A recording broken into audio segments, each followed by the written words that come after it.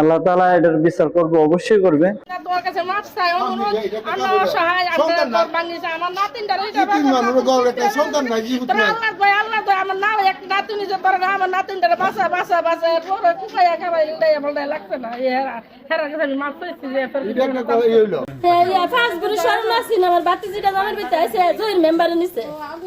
ঘরের মধ্যে কি কি ছিল? ঘরের মধ্যে মাংস নিছে, চাউল নিছে, জিনিসপত্র যা আছে কতটার নাম খুব আমরা আপনারা দেখেন দেখবেন দেখে যায় না আমরা নামটা দেখতাম নিচে যাতে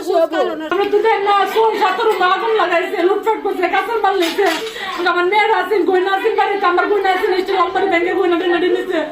ঝগড়া লাগছে দুই পক্ষে, কিন্তু মসজিদের মধ্যে এরকম ভাবে ক্ষয়ক্ষতি করা এটা ইসলামের দৃষ্টি তো আসেই না, কিন্তু তারপরেও তারা যখন ক্ষতি করছে আল্লাহ তাআলা এটার বিচার করবে, অবশ্যই করবে, কিন্তু আল্লাহ তাআলার কাছে ছেড়ে দিলাম। এই যে মসজিদের মধ্যে গেট তালা ছিল, দুটোটা গেট তালা দিয়ে আমি সকালবেলা মুক্ত করে তালা দিয়ে গেলাম। তালা দিয়ে যাওয়ার পরে আমি এরপরে যে ঝগড়ার সময় চাই দিই দুটোটা গেট খোলা, আর ছাদের উপর ওইটা মানুষের ঝগড়া করতেছে, আর এদিক দিয়ে ইডাল করছে যে ইডালের ছুটে গ্লাসটি ভেঙে গেছে। লোক নাই, এটা তো মারা গেছে, একটা সন্তান নাই, তাই একটা জিলিয়া চলতেছে। চার স্টল আর কি, বিশেষ করে এটা এখন সংঘর্ষ সৃষ্টি হয়েছে। চার স্টলের প্রথম ছিল ওইদিকে, এই দিক থেকে ওটা চার স্টলের এদিকে আনা হয়েছে। এখন কিছু সংখ্যক এক দলের লোক চাইছিল ওইদিকে, এক দলের লোক চাইছিল যে এখান থেকে চার স্টলটা আবার ওড়িয়ে দেন। এর মধ্যে যেহেতু অনেক মানুষ আসে, আড্ডা দিয়ে কথাবার্তা বলে, বিভিন্ন বিষয়ে কথাবার্তা মূলত বলে আর কি। তারা চাইছিল না এটা এখানেই থাকবে, আমরা উড়াইতে পারতাম না।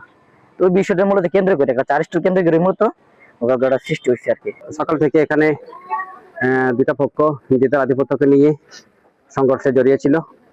আমাদের পুলিশ সংবাদ প্রাপ্তির সাথে সাথে জেলা পুলিশের টিম এবং গোয়েন্দা শাখার টিম আমরা একসাথে এখানে আসি, এসে পরিস্থিতি নিয়ন্ত্রণ আনি।